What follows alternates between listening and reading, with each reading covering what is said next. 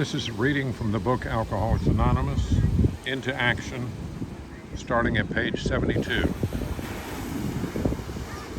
Having made our personal inventory, what should we do about it? We've been trying to get a new attitude, a new relationship with our Creator, and discover the obstacles in our path. We have admitted certain defects. We have ascertained in a rough way what the trouble is.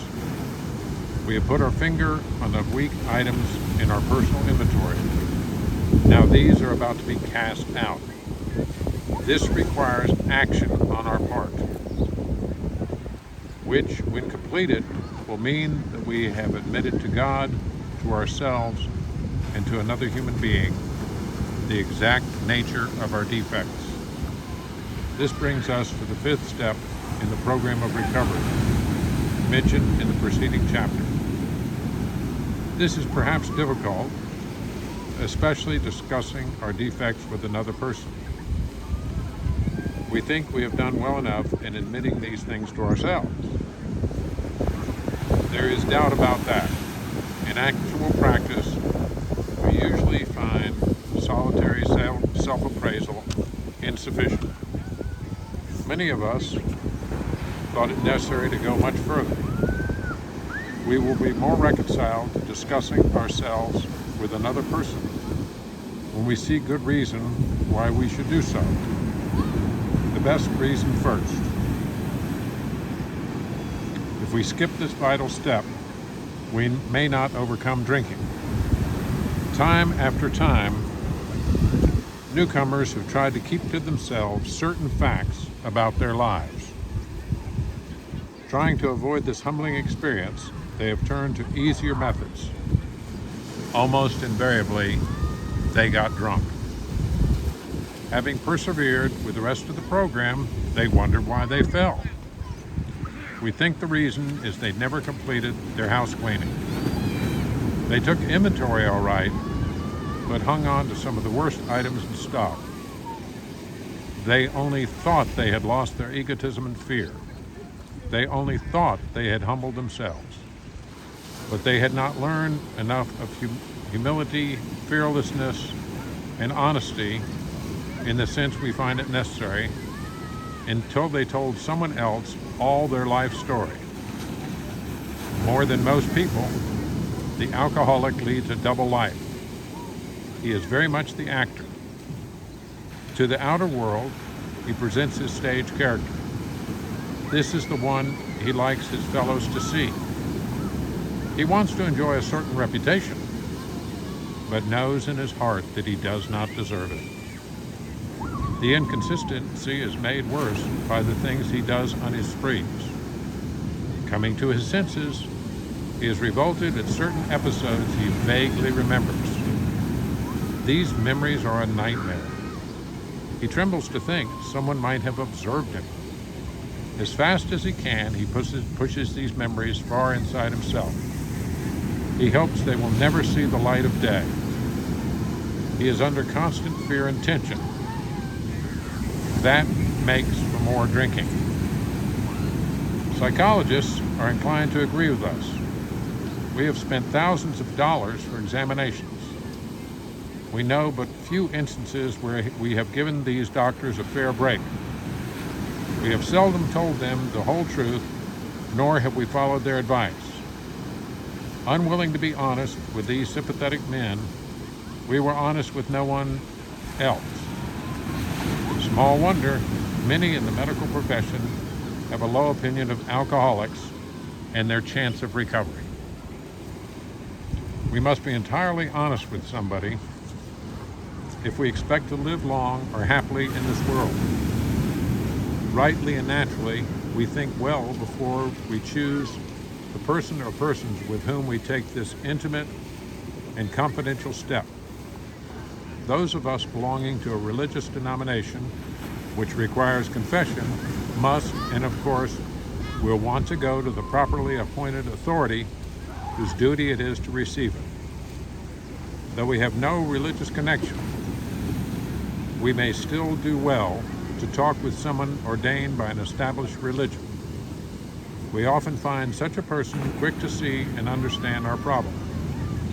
Of course, we sometimes encounter people who do not understand alcoholics. If we cannot or would not do this, we search our acquaintances for a closed-mouthed, understanding friend. Perhaps our doctor or psychologist will be the person.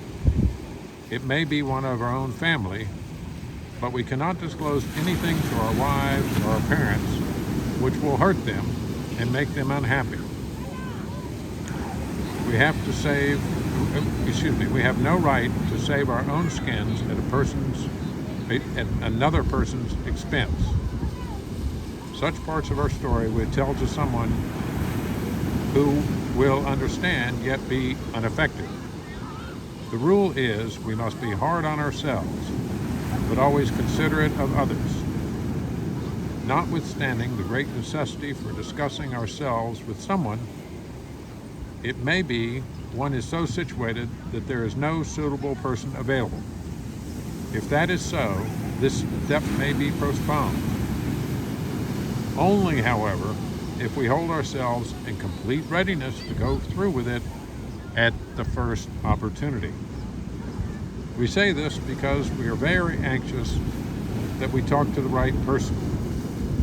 It is important that he be able to keep a confidence, that he fully understand and approve what we are driving at, and that he will not try to change our plan. We must not use this as a mere excuse to postpone.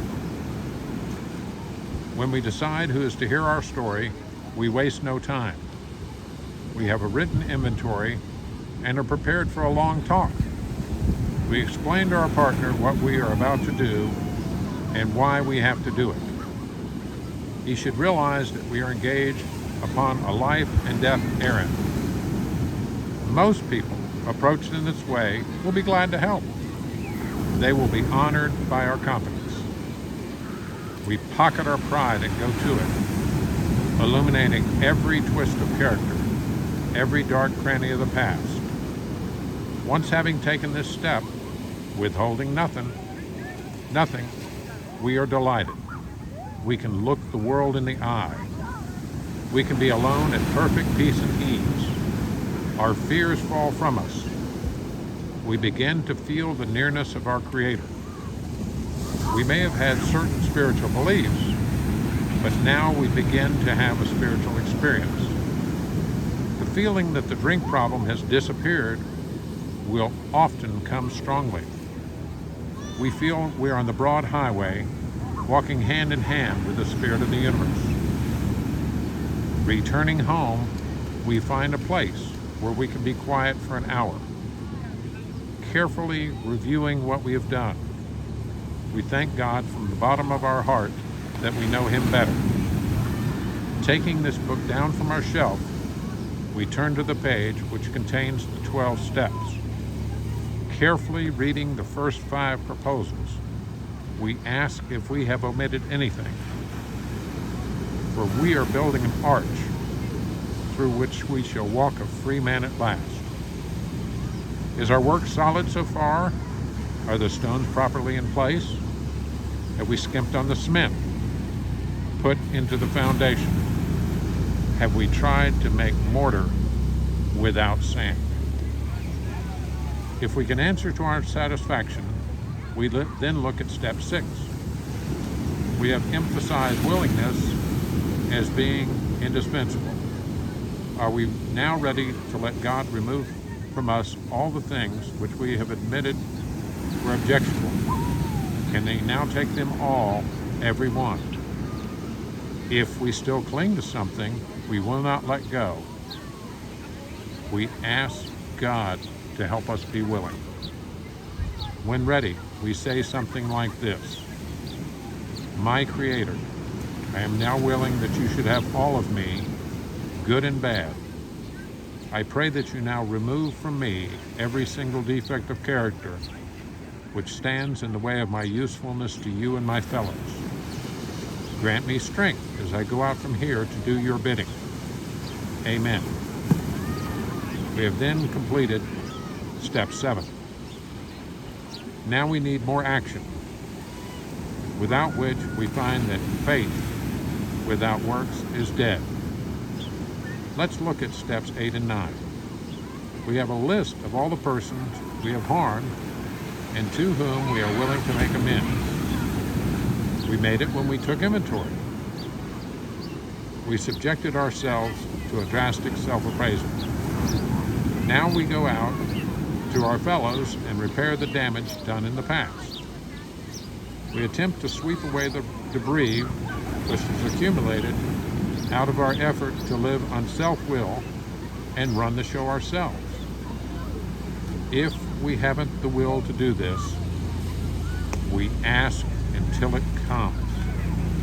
Remember, it was agreed at the beginning we would go to any length for victory over alcohol. Probably there are still some misgivings. As we look over the list of business acquaintances and friends we have hurt, we may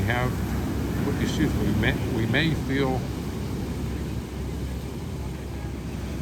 diffident about going to some of them on a spiritual basis. Let us be reassured. To some people, we need not and probably should not emphasize the spiritual feature on our first approach. We might prejudice them. At the moment, we are trying to put our lives in order. But this is not an end in itself. Our real purpose is to fit ourselves to be of maximum service to God and to the people about us. It is seldom wise to approach an individual who still smarts from our injustice to him and announce that we have gone religious. In the prize ring, we would call this leading with the chin. Why lay ourselves open to being branded fanatics or religious bores? We may kill a future opportunity to carry a beneficial message. But our man is sure to be impressed with a sincere desire to set right the wrong. He is going to be more interested in a demonstration of goodwill than our talk of spiritual discoveries.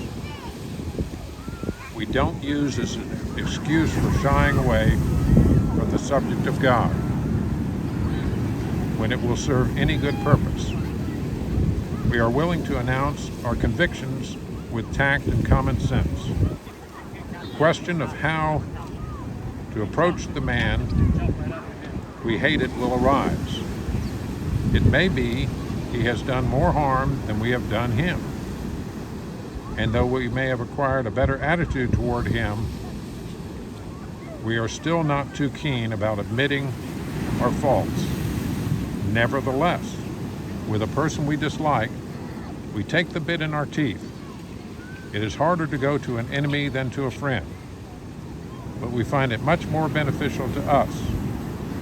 We go to him in a helpful and forgiving spirit, confessing our former ill feelings and expressing our regret. Under no conditions do we criticize such a person or argue. Simply, we tell him that we will never get over drinking until we have done our utmost to straighten out the past. We are there to sweep off our side of the street, realizing that nothing worthwhile can be accomplished until we do so. Never trying to tell him what he should do, his faults are not discussed. We stick to our own. If our manner is calm, frank, and open, we will be gratified with the results. In 9 cases out of 10, the unexpected happens. Sometimes the man we are calling upon admits his own faults. So feuds of years standing melt away in an hour. Rarely do we fail to make satisfactory progress. Our former enemies sometimes praise what we are doing and wish us well. Occasionally, they will offer assistance. It should not matter, however, if someone throws us out of his office. We have made our demonstration, done our part. It's water over the dam. Most alcoholics owe money. We do not dodge our creditors. Telling them what we are trying to do, we make no bones about our drinking. They usually know it anyway, whether we think so or not. Nor are we afraid of disclosing our alcoholism on the theory it may cause financial harm. Approached in this way, the most ruthless creditor will sometimes surprise us. Arranging the best deal we can, we let these people know we are sorry. Our drinking has made us slow to pay. We must lose our fear of creditors, no matter how far we have to go, for we are liable to drink if we are afraid to face them. Perhaps we have committed a criminal offense, which might land us in jail if it were known to the authorities. We may be short in our accounts and unable to make good. We have already admitted this in confidence to another person, but we are sure we would be imprisoned or lose our job if it were known. Maybe it's only a petty offense such as padding the expense account. Most of us have done that sort of thing. Maybe we are divorced and have remarried, but haven't kept up the alimony to number one. She is indignant about it and has a warrant out for our arrest. That's a common form of trouble too. Although these reparations take innumerable forms, there are some general principles which we find guiding, reminding ourselves that we have decided to go to any lengths to find a spiritual experience. We ask that we be given strength and direction to do the right thing, no matter what the personal consequences may be. We may lose our position, our reputation, or face jail, but we are willing. We have to be. We must not shrink on anything. Usually, however, other people are involved. Therefore, we are not to be the hasty and foolish martyr who would needlessly sacrifice others to save himself from the alcoholic pit. A man we know had remarried. Because of resentment and drinking, he had not paid alimony to his first wife. She was furious. She went to court to get an order for his arrest. He had commenced our way of life, had secured a position, and was getting his head above water. It would have been impressive heroics if he walked up to the judge and said, "Here I am." We thought he ought to be willing to do that if necessary. But if he were in jail, he could provide nothing for either family. We suggested he write his first wife admitting his faults and asking for forgiveness. He did, and he also sent a small amount of money. He told her he would try to do in the future. He said she was perfectly willing. He said he was perfectly willing to go to jail if she insisted. Of course she did not. The whole situation has long since been adjusted. Before taking such drastic action, which might implicate other people, we secure their consent. If we have obtained permission, have counseled with others, ask God to help, and the drastic step is indicated, we must not shrink. This brings to mind a story about one of our friends. While drinking, he accepted a sum of money from a bitterly hated business rival, giving him no receipt for it. He subsequently denied having received the money and used the incident as a basis for discrediting the man. He thus used his own wrongdoing as a means of destroying the reputation of another. In fact, his rival was ruined. He felt he had done a wrong he could not possibly make right. If he opened that old affair, he was afraid it would destroy the reputation of his partner, disgrace his family, and take away his means of livelihood. What right had he to involve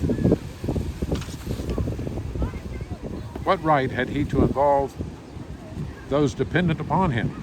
How could he possibly make public a statement exonerating his rival? After consulting with his wife and partner, he came to the conclusion that it was better to take those risks than to stand before his Creator guilty of such ruinous slander. He saw that he had to place the outcome in God's hands, or he would soon start drinking again, and all would be lost anyhow. He attended church for the first time in many years.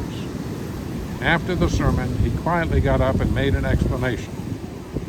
His action met widespread approval, and today he is one of the most trusted citizens of his town. This all happened years ago. The chances are that we have domestic troubles. Perhaps we are mixed up with women in a fashion we wouldn't care to have advertised. We doubt if, in this respect, alcoholics are fundamentally much worse than other people. But drinking does complicate sex relations in the home. After a few years with an alcoholic, a wife gets worn out, resentful, uncommunicative. How could she be anything else? The husband begins to feel lonely, sorry for himself. He commences to look around in nightclubs or their equivalents for something besides liquor. Perhaps he is having a secret and exciting affair with a girl who understands. In fairness, we must say that she may understand. But what are we going to do about a thing like that? A man so involved often feels very remorseful at times, especially if he is married to a loyal and courageous girl who has literally gone through hell for him. Whatever the situation, we usually have to do something about it. If we are quite sure our wife does not know, should we tell her? Not always, we think. If she knows in a general way that we have been wild, we should tell her. Should we tell her in detail? Undoubtedly, we should admit our fault. She may insist on knowing all the particulars. She will want to know who the woman is and where she is. We feel we ought to say to her that we have no right to involve another person. We are sorry for what we have done. God willing, it shall not be repeated. More than that, we cannot do. We have no right to go further. Though there may be justifiable exceptions, and though we wish to lay down no rule of any sort, we have often found this the best course to take. Our design for living is not a one-way street. It is good for the wife as for the husband. If we can forget, so can she. It is better, however, that one does not needlessly shame a person upon whom she can vent jealousy. Perhaps there are some cases where the utmost frankness is demanded. No outsider can appraise such an intimate situation. It may be that both will decide that the way of good sense and loving kindness is to let bygones be bygones. Each might pray about it, having the other one's happiness uppermost in mind. Keep it always in sight that we are dealing with that most terrible human emotion, jealousy. Good generalship may decide that the problem be attacked on the flank rather than risk face-to-face combat. If we have no such complication, there is plenty we should do at home. Sometimes we hear an alcoholic say that the only thing he needs to do is keep sober. Certainly he must keep sober, for there will be no home if he doesn't. But he is yet a long way from making good to the wife or parents whom for years he has so shockingly treated. Passing all understanding is the patience mothers and wives have had with alcoholics. Had this not been so, many of us would have no homes today, would perhaps be dead. The alcoholic is like a tornado roaring his way through the lives of others. Hearts are broken, sweet relationships are dead. Affections have been uprooted. Selfishness and inconsiderable habits have kept the home in turmoil. We feel a man is unthinking when he says that sobriety is enough. He is like the farmer who came up out of his cyclone cellar to find his home ruined. To his wife he remarked, "Don't see anything here, Ma. Ain't it grand the wind stopped blowing?" And have a drink of water.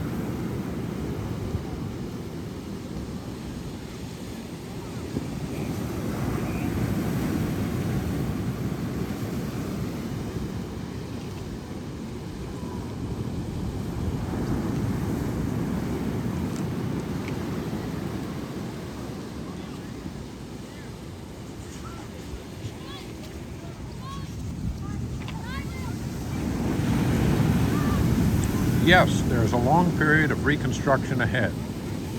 We must take the lead. A remorseful mumbling that we are sorry won't fill the bill at all. We ought to sit down with the family and frankly analyze the past as we now see it, being careful not to criticize them. Their defects may be glaring, but the chances are that our own actions are partly responsible. So we clean house with the family, asking each morning in meditation that our Creator show us the way of patience, tolerance, kindness, and love. The spiritual life is not a theory. We have to live it. Unless one's family expresses a desire to live upon spiritual principles, we think we ought not urge them. We should not talk incessantly to them about spiritual matters. They will change in time. Our behavior will convince them more than our words. We must remember that 10 or 20 years of drunkenness would make a skeptic out of anyone. There may be some wrongs we can never fully right. We don't worry about them if we can honestly say to ourselves that we would right them if we could. Some people cannot be seen. We send them an honest letter. There may be a valid reason for postponement in some cases, but we don't delay if it can be avoided. We should be sensible, tactful, considerate, and humble without being servile or scraping. As God's people, we stand on our feet. We don't crawl before anyone. If we are painstaking about this phase of our development, we will be amazed before we are halfway through. We are going to know a new freedom and a new happiness. We will not regret the past, nor wish to shut the door on it. We will comprehend the word serenity, and we will know peace. No matter how far down the scale we have gone, we will see how our experience can benefit others. That feeling of uselessness and self-pity will disappear. We will lose interest in selfish things and gain interest in our fellows. Self-seeking will slip away. Our whole attitude and outlook upon life will change. Fear of people and of economic insecurity will leave us. We will intuitively know how to handle situations which used to baffle us. We will suddenly realize that God is doing for us what we could not do for ourselves. Are these extravagant promises? We think not. They are being fulfilled among us, sometimes quickly, sometimes slowly. They will always materialize if we work for them.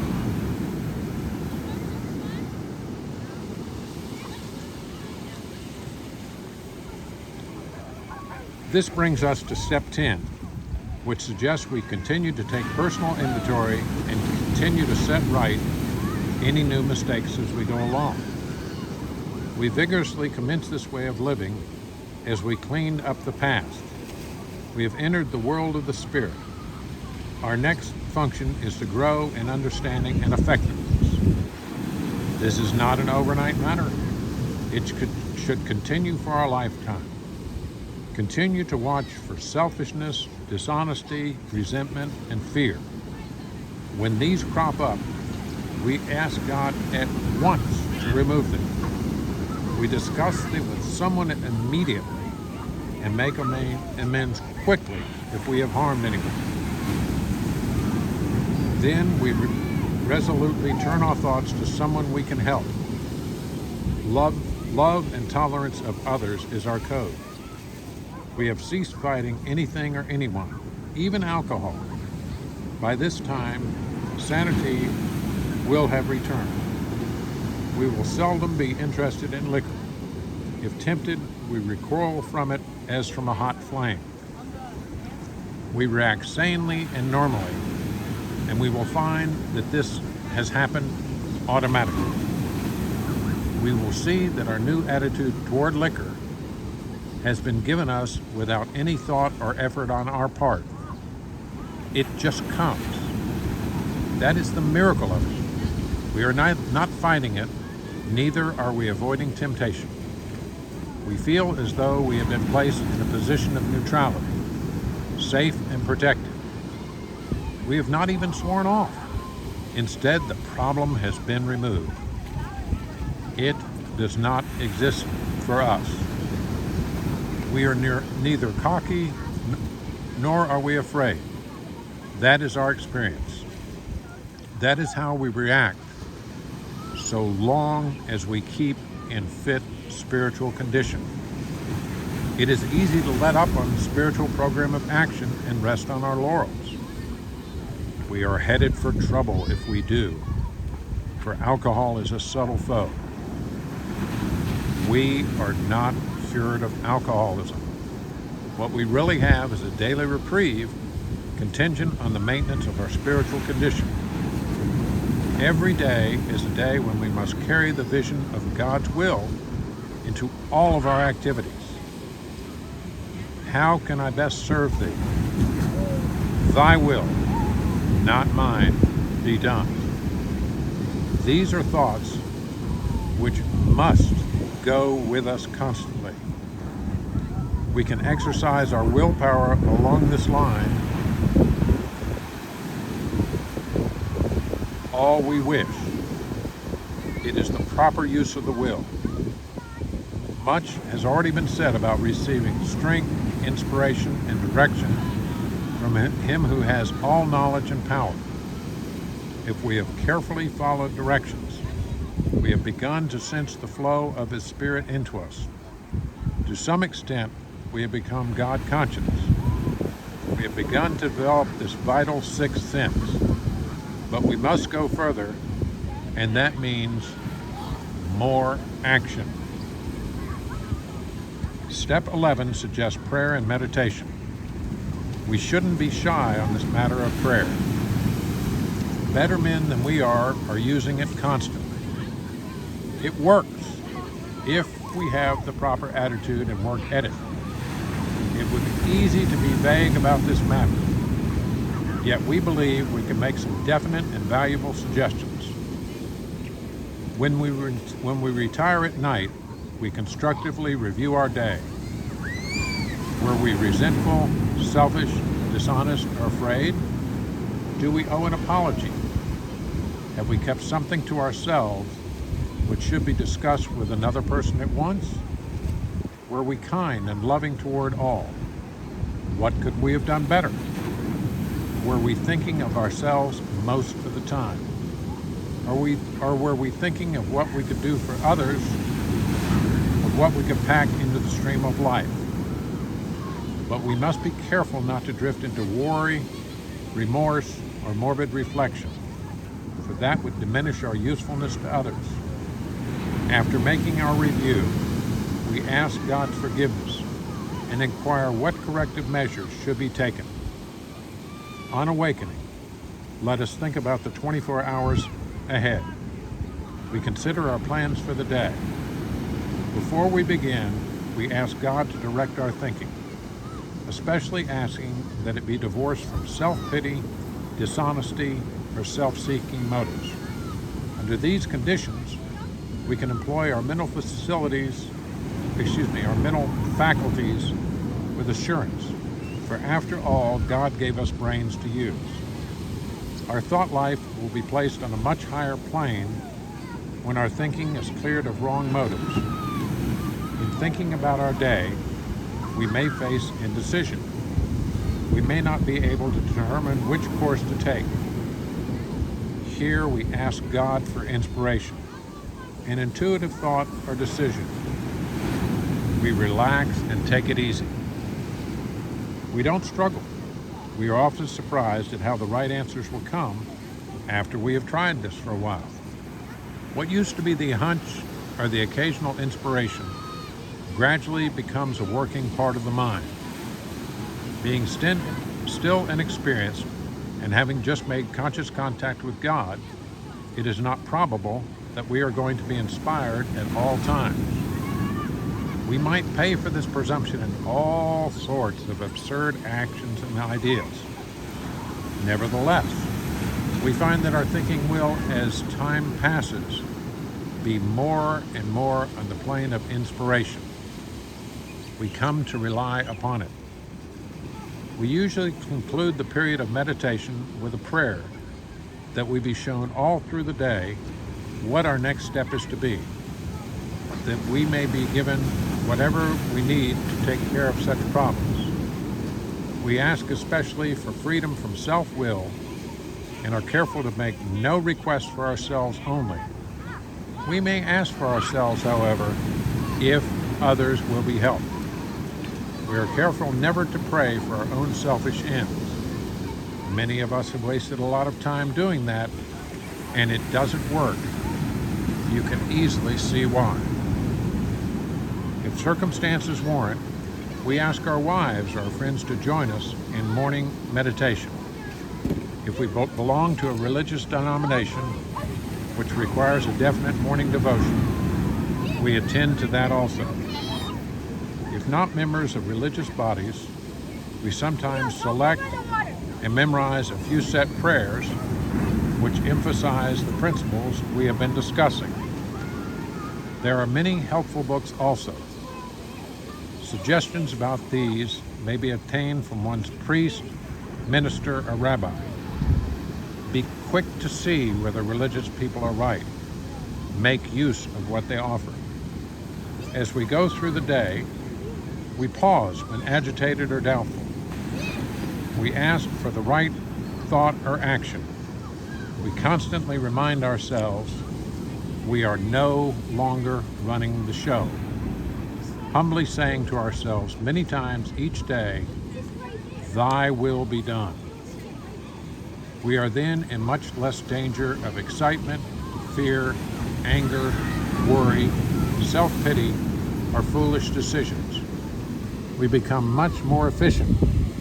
We do not tire so easily, for we are not burning up energy foolishly as we did when we were trying to arrange life to suit ourselves. It works. It really does. We alcoholics are undisciplined, so we let God discipline us in the simple way we have just outlined. But this is not all. There is action and more action. Faith without works is dead.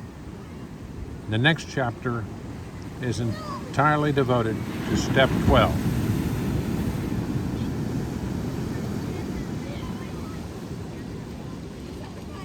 I hope this reading will inspire you. I think it's an outstanding reading.